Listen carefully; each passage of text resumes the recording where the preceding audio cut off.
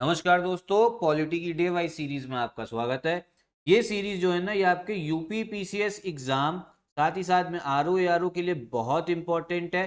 जितने भी क्वेश्चंस हम लोग देख रहे हैं वो रिलेटेड जितना फैक्ट होता है, कंसेप्ट होता है, उन सब को समझते हैं ताकि आपका ऑल राउंड जो है कंसेप्चुअल डेवलपमेंट हो जाए और इंडियन पॉलिटी जो है ना, आपकी सीरीज खत्म होते होते आपका सबसे स्ट्रॉन्गेस्ट सब्जेक्ट बन जाए। बस करना क्या है, डेली सीरीज को फॉलो करिएगा। तो चलिए हम लोग इस वीडियो को स्टार्ट भी करते हैं। 20 क्वेश्चन कर लिए थे, 21 से हमें स्टार्ट करना है। ठीक है, क्या बोला जा रहा है? Which of the following taxes are levied by the union and collected and appropriated by the states. निम्नलिखित में से किस कर का आरोपण केंद्र करता है किंतु संग्रह और विनियोजन राज्य करते हैं? अब पहली चीज तो बहुत लोग कहेंगे क्वेश्चन का मतलब ही समझ में नहीं आया। मतलब ये है क्वेश्चन का कि ऐसे टैक्स की बात हो रही है।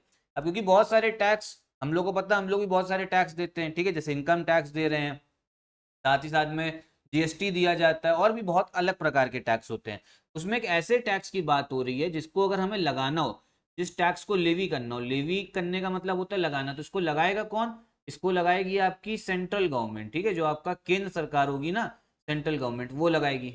मतलब उसने इस टैक्स की घोषणा कर दी। लेकिन इस टैक्स को इकट्ठा कौन करेगा, कलेक्ट कौन करेगा जनता से? इस टैक्स को कलेक्ट कौन करेगा? वो करेंगे आपके राज्य करेंगे। ठीक है, आपके जो स्टेट्स है ना, वो कलेक्ट करेंगे। और इस्तेमाल भी कौन करेगा? अब जो पैसा आया, मान लो इस आपके टैक्स से पैसा आया 10,000 करोड़। ठीक है, ठीक। इस टैक्स लगाया किसने था, घोषणा किसने करी थी? आपकी केंद्र सरकार ने। कलेक्ट किसने करा? वो राज्यों ने करा। और ये 10,000 करोड़, इसका इस्तेमाल कौन करेगा, इसको अप्रोप्रिएट कौन करेगा? वो भी कौन करेंगे? वो भी आपके राज्य करेंगे, स्टेट्स करेंगे। इसलिए ऐसे टैक्स की बात हो रही है जिसका आपका आरोपण लेवी कौन कर रहा है? केंद्र सरकार। लेकिन कलेक्ट, संग्रह और विनियोजन कौन कर रहा है? राज्य करते हैं। तो ये जो टैक्स है ना, ये है आपका स्टैंप ड्यूटी। ठीक है, ये कौन सा स्टैंप शुल्क? ये कब लगता है? जब आप कोई भी प्रॉपर्टी जो है, ठीक है, कोई भी जमीन या कोई मकान जिसको सेल करोगे, किसी से खरीदोगे, जब भी ट्रांसफर होता है ना ओनरशिप, वहां पे आपको स्टैंप ड्यूटी देनी पड़ती है। अगला क्वेश्चन देखते हैं क्या है। इसमें बोला जा रहा है कौन कौन से जो इसमें लोग दे रखे हैं उनको अपॉइंट कौन करता है? हमारे प्रेसिडेंट करते हैं। निम्नलिखित में से किस इनकी नियुक्ति भारत के राष्ट्रपति द्वारा की जाती है? ठीक है, पहला स्टेटमेंट, पहला आपका जो ऑप्शन है वो क्या है? वित्त आयोग के अध्यक्ष, चेयरमैन ऑफ फाइनेंस कमीशन। तो ये बिल्कुल सही है। जो आपके वित्त आयोग है, फाइनेंस कमीशन, उनके जो अध्यक्ष है ना, उनकी नियुक्ति कौन करेंगे? हमारे प्रेसिडेंट। जो आपका वित्त आयोग होता है, फाइनेंस कमीशन, इसका काम क्या होता है? इसका काम ये होता है जितना भी टैक्स आया किसके पास में? सेंट्रल गवर्नमेंट के पास में। ठीक है, और वो टैक्स जो है वो कैसे केंद्र सरकार के बीच में और जो अलग अलग राज्य है ना उनके बीच में कैसे बंटना है। ठीक है, मतलब केंद्र सरकार कितना टैक्स का कितना प्रतिशत जो है वो राज्यों को देगी, ये काम होता है। तो इनके अध्यक्ष जो है ना, वो भी कौन कर रहे हैं? प्रेसिडेंट। फिर बात हो रही है आपके नीति आयोग। नीति आयोग के जो उपाध्यक्ष हैं, तो इनका जो उपाध्यक्ष है ना नीति आयोग का, ये समझ लीजिए, अगर हम लोग नीति आयोग की बात करते हैं, नीति आयोग के जो आपके चेयरमैन होते हैं, पहले तो ये समझो, चेयरमैन होते हैं हमारे प्रधानमंत्री होते हैं। ठीक है, और जो इसके वाइस चेयरमैन होंगे ना, उपाध्यक्ष या डेप्यूटी चेयरमैन भी आप बोल सकते हो, जो वाइस चेयरमैन होते हैं ना, वो कोई एक इंसान होगा और उनकी नियुक्ति कौन करेंगे? उनकी नियुक्ति प्रधानमंत्री करेंगे, राष्ट्रपति नहीं करते हैं। ठीक है, ये चीज आप लोग ध्यान रखिएगा। और इनको जो वाइस चेयरमैन होंगे ना, नीति आयोग के उपाध्यक्ष, इनको कैबिनेट रैंक भी मिली रहती है। ठीक है, मतलब कैबिनेट जो मंत्री थे उनके बराबर की रैंक है। ठीक है, तो दूसरा वाला गलत है। तीसरा वाला क्या बोला जा रहा है? जो आपका यूनियन टेरिटरी है, उनके जो चीफ मिनिस्टर है, संघ राज्य क्षेत्र का मुख्यमंत्री। अब एक चीज ध्यान रख लो, अगर कोई राज्य जैसे हमारा उत्तर प्रदेश है, उत्तर प्रदेश पूरा राज्य, यहाँ पे आपके मुख्यमंत्री कौन है? योगी जी हैं। ठीक है, तो योगी जी जो चीफ मिनिस्टर है ना, इनकी नियुक्ति किसने करी होगी? इनकी नियुक्ति करी होगी गवर्नर ने।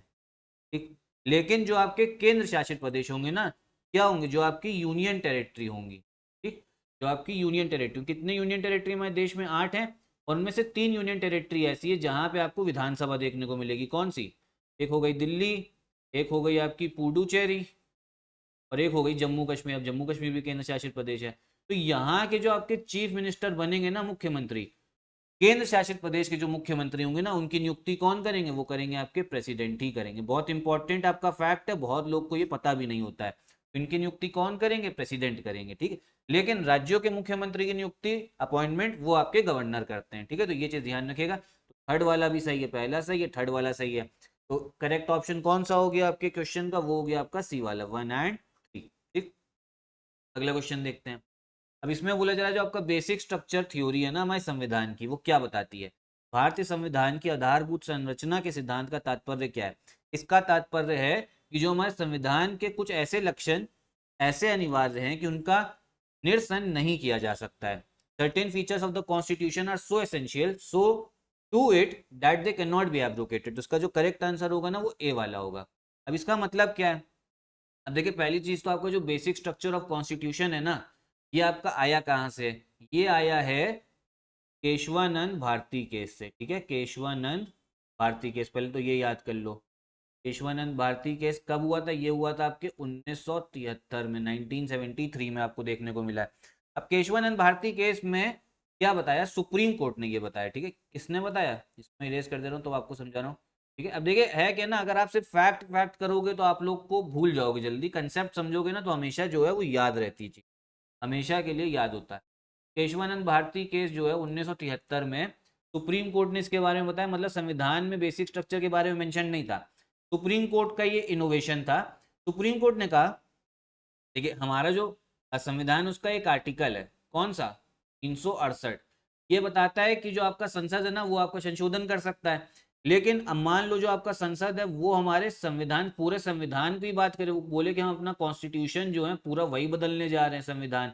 जैसे अभी बहुत लोग कहते हैं कि 400 पार आ गई बीजेपी की सीटें तो संविधान बदल देगा। तो सुप्रीम कोर्ट ने कहा इसका मतलब ये थोड़ा ना अगर आपको बहुमत मिल गई तो आप कुछ भी उसमें अमेंड कर दो, किसी भी चीज का संशोधन कर दो, ऐसा नहीं होगा। ठीक, कुछ कुछ चीजों पे सुप्रीम कोर्ट ने बोला, वो क्या है? मूल ढांचा है, बेसिक स्ट्रक्चर है। ठीक है, बेसिक स्ट्रक्चर है संविधान का, उसको अगर आपके पास जितनी भी बहुमत है, मान लो जो आपकी लोकसभा है, लोकसभा में 550 की 550 सीटें आप जीत गए, राज्यसभा की सारी सीटें जीत गए, तब भी इन सब चीजों का ना आप संशोधन नहीं कर पाओगे। जैसे हमारे देश में सबसे सुप्रीम, सबसे ज्यादा हम लोग इंपॉर्टेंट किसको मानते हैं? हमारे संविधान को। ये चीज नहीं बदल पाओगे। दूसरी चीज क्या नहीं बदल पाओगे? हमारे देश में आपको पता होगा पार्लियामेंट्री सिस्टम है, मतलब संसदीय प्रणाली है। सारी शक्तियां किसके पास होती? ज्यादातर शक्तियां आपके प्रधानमंत्री के पास होती हैं। अब मान लो कल को मोदी जी की सीटें ज्यादा आ जाए, वो कहें कि नहीं, जैसे यूएसए और रशिया में प्रेसिडेंट वाला होता है ना, जैसे व्लादिमीर पुतिन है रशिया के प्रेसिडेंट, उनके पास ज्यादा शक्ति, हम वो सिस्टम भारत में लाना चाहते हैं, तो क्या वो ला पाएंगे? नहीं, क्योंकि सुप्रीम कोर्ट अपना इसको खारिज कर देगा। फिर जैसे सेक्युलर है हमारा देश, सेक्युलर, इसको आप नहीं बदल सकते हो। ठीक है, ये भी सुप्रीम कोर्ट बता चुका है। फिर क्या बता चुका है? मान लो कि आप जो है, जो राज्य हैं अलग अलग, उनका कैसे रिप्रेजेंटेशन है आपकी राज्यसभा में, लोकसभा में, संसद में, इसको बदलना चाह रहे हो तो वो भी नहीं कर सकते हो। मान लो आप ये बोल दो, कोई जना ये बोल दे आके कि सारी शक्तियां केंद्र सरकार के पास रहेंगी, तो क्या ये भी करा जा सकता है? ये भी नहीं करा जा सकता। ठीक है, मतलब जो आपका फेडरलिज्म है ना, संघवाद, इसको भी नहीं आप इस पे भी छेड़छाड़ नहीं कर सकते हो। तो कुछ कुछ चीजें ऐसी हैं जो बेसिक स्ट्रक्चर में है। ठीक है, मूल ढांचा, इसमें आप चाहे जितनी बहुमत ले आओ, सारी सीटें जीत जाओ, तो इसको आप नहीं बदल सकते। तो ये सुप्रीम कोर्ट ने बोला था। इसी वजह से इसका करेक्ट आंसर ना वो ए है। Certain features of the constitution are so essential to it that they can not be abrogated. चाहे जितनी बहुमत है तब भी नहीं कर सकते हो। एक जो दूसरे वाला बहुत लोग कहेंगे जो फंडामेंटल राइट है, मूल अधिकार, इसको आप क्या कर सकते हो? इसमें संशोधन कर सकते हो, सुप्रीम कोर्ट ने बोला ऐसे संशोधन करो कि आप ये समझो मूल ढांचे पे कोई असर ना पड़े। तो ये पूरी कहानी है। अगला क्वेश्चन देखते हैं क्या है। इसमें बोला जा रहा है जो आपकी दिनेश गोस्वामी कमेटी है ना, वो किसके साथ में संबंध था उसका? दिनेश गोस्वामी समिति का संबंध किसके साथ था? तो ये था इनका संबंध इलेक्टोरल रिफॉर्म्स के साथ में, निर्वाचन सुधारों से। अब इलेक्टोरल रिफॉर्म्स क्या क्या होते हैं? जैसे आपको पता होगा पहले इस देश में जो वोट करने की एज थी वो 21 साल थी, फिर धीमे हमने इसको घटा के 18 साल कर दिया। 18 साल के ऊपर जो भी व्यक्ति होगा ना वो वोट कर सकता है। ठीक, फिर आप समझो कि पहले किससे आपका चुनाव होता था? पेपर बैलेट से होता था, कागज में अपना टिक लगाना होता था। अब आ गई ईवीएम। ठीक, अब देखो एक चीज है ना, जहां पर सारी पार्टियां एक साथ, सब पार्टी कहती है इलेक्टोरल रिफॉर्म करो, निर्वाचन सुधार, लेकिन जब बात आती है ना किसी पार्टी को ये बोला जाए कि आप अपना पैसा, आपको पैसा कहाँ से मिल रहा है? ठीक है, इतना सारा पैसा जो है, पैसा पैसा जो आ रहा है वो कहाँ से आ रहा है ये बताओ। तो सारी पार्टी, जितनी पार्टी है ना, सब साथ में आ जाती हैं। फिर अगर हम किसी पार्टी से ये बोले कि ऐसे लोगों को टिकट ना दो, ऐसे लोगों को चुनाव ना लड़ने दो जिनके ऊपर क्रिमिनल बैकग्राउंड है, तो सब पार्टियां जो है ना इस चीज में एक साथ आ जाती कि नहीं, इस पे हम कानून नहीं पास करेंगे। तो ये आप समझो भाई चोर चोर मौसेरे भाई होता है। ठीक है, सारी पार्टियां जो है ना सब चोर हैं और सब मौसेरे भाई हैं, सब मिलके जनता को बेवकूफ बनाती है। जनता हमारी भोली भाली है, वो बेवकूफ बनने के लिए तैयार रहती है। तो इलेक्टोरल रिफॉर्म्स हुए इस देश में, लेकिन जब बात आती है कि पार्टियों के अंदर, जितनी भी पार्टी ना उसके अंदर में भी रिफॉर्म हो, ठीक है, कोई भी जना जो टॉप तक पहुंच सके, तब सारी पार्टी जो चुप हो जाती है। अगला क्वेश्चन देखते हैं, इसमें क्या बोला जा रहा है, which of the following is not explicitly stated in the constitution of India but followed as a convention. निम्नलिखित में से किसका भारत के संविधान में स्पष्ट उल्लेख नहीं है पर परंपरा के रूप में पालन किया जाता है। ठीक है, देखिए इसमें पालन किया जाता है आपके जो प्राइम मिनिस्टर हैं, अगर वो लोअर हाउस में उनकी मेजोरिटी चली गई तो उनको इस्तीफा देना पड़ेगा। इसका मतलब क्या, मैं आपको समझा रहा हूँ, प्रधानमंत्री यदि निम्न सदन में बहुमत खो दे तो उसे त्याग पत्र दे देना चाहिए। अब मतलब क्या, मैं आपको समझा रहा हूँ इसका मतलब क्या है। ठीक है, क्योंकि एग्जाम में जरूरी नहीं क्वेश्चन आपको सेम टू सेम मिल जाएगा, कंसेप्ट पे मिलेगा, कंसेप्ट समझ में आएगा तो अच्छी चीज है। ठीक है, हमारा जो संसद है ना, इसके आपके दो सदन है, एक हो गया आपका राज्यसभा, इसे हम लोग उच्च सदन बोलते हैं, अपर हाउस बोला जाता है राज्यसभा को, और एक हो गया आपका लोकसभा, ठीक, इसे हम लोग क्या बोलते हैं, लोअर हाउस बोलते हैं। अब जो होता ही है ना कि जैसे मान लो लोकसभा के चुनाव हुए, फिर उसमें जिस पार्टी को बहुमत मिलती है वो सरकार बनाती है। अब यहाँ पे क्या है ना, आपका मंत्री परिषद है, काउंसिल ऑफ मिनिस्टर्स और प्राइम मिनिस्टर है। अब हमारे संविधान में ये दे रखा है, जो आपके काउंसिल ऑफ मिनिस्टर होंगे ना, जो आपके मंत्री परिषद होंगे, वो सब एक साथ में किसको रिस्पॉन्सिबल है, ठीक है, जवाबदेही उनकी किसको है, वो है आपकी लोकसभा को। ठीक, अब जरा इसका मतलब समझो, जैसे है क्या ना, लोकसभा में हम मान ले रहे हैं कि अभी कितने सदस्य हैं, सपोज करिए अब मान लीजिए 545 सदस्य हैं। ठीक है, अब सरकार बनाने के लिए कितने चाहिए, 273 चाहिए सदस्य। ठीक, अब जिसकी 273 सीटें 273 से ज्यादा होंगी वो भैया सरकार बना लेगा। अब मान लो यहाँ बीजेपी ने सरकार बना रखी है, यहाँ पे प्रधानमंत्री जो है आपके वो मोदी जी हैं, ठीक है, और बाकी मंत्री भी अमित शाह जी हैं, बहुत बहुत सारे लोग हैं। अब हो क्या ना, लोकसभा एक लेके आए नो कॉन्फिडेंस मोशन, अविश्वास प्रस्ताव, और उसमें क्या हो ना, ये हार जाए। अब हारेंगे कैसे, कि इनकी पार्टी के कुछ लोग जो ना इन्हीं के खिलाफ वोट कर दें, तो बहुमत जो है इनके पास से चली जाएगी। तब क्या होगा ना, तब जो प्रधानमंत्री होंगे, अगर ये अविश्वास प्रस्ताव में हार गए, मतलब ये 273 वोट नहीं जुटा पाए 542 में, तब जो प्रधानमंत्री हैं और जो आपके मंत्री परिषद है, तब इनको क्या करना पड़ेगा, अपना इस्तीफा देना पड़ेगा, रिजाइन करना पड़ेगा।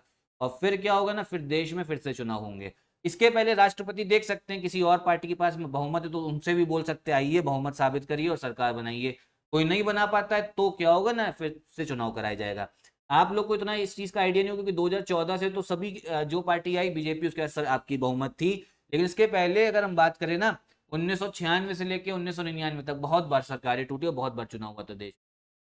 करेक्ट आंसर इसका कौन सा हो जाएगा, वो होगा आपका बी वाला, तो ये ध्यान रखिएगा। इस वीडियो में हम लोग इतने ही क्वेश्चंस रखते हैं। अब आप कहोगे सिर्फ 5 कराए, देखिए है क्या ना, अभी आपके पास में समय बहुत है, आरओ के लिए भी यूपी पीसीएस के लिए, मैंने आपको डेट बता दी 17 नवंबर के आसपास है। अब इस समय पे ये टाइम नहीं है कि सब कुछ पढ़, आपको धीमे धीमे कंसेप्ट बिल्ड करके आगे बढ़ना है। क्योंकि मान लो आपने फैक्ट याद कर लिया, अब फैक्ट आपने याद तो कर लिया लेकिन वो याद के एग्जाम तक रहेगा नहीं, जब तक कंसेप्ट नहीं समझोगे और फिर से रिवाइज नहीं करोगे तब तक जो है असल में चीज याद नहीं होती है। तो इस वीडियो में हम लोग इतने ही क्वेश्चन रखेंगे, आगे वीडियो लेके आएंगे इसमें हम लोग जितने क्वेश्चन होंगे ना उनको डिटेल में समझेंगे, ताकि आपका कंसेप्ट जो अच्छे से क्लियर हो और आगे चल के आपका इंडियन पॉलिटी बढ़िया तरीके से स्ट्रांग हो जाए। यहीं पे मैं वीडियो भी खत्म करता हूँ। और अगर आप हमारा कोई भी पेड ग्रुप ज्वाइन करना चाहते हैं तो इन कॉन्टैक्ट नंबर पे कॉल करके हमारा पेड ग्रुप भी ज्वाइन कर सकते हैं। यूपी पीसीएस 2024 और 25 के लिए हमारा पेड ग्रुप चल रहा है, जिसमें आप अच्छे से तैयारी कर सकते हैं। यहीं वीडियो खत्म करते हैं, नमस्कार।